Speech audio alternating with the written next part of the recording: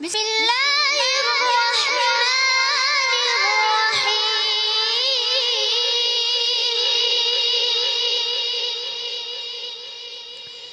إذا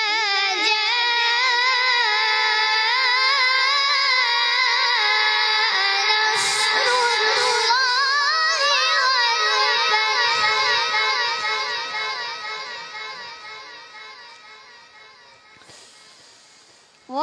ورأيت الناس يدخلون في دين الله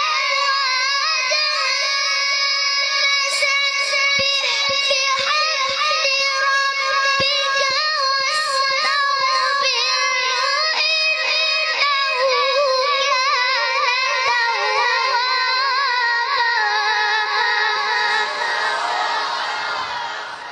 صدق الله العظيم. ما شاء الله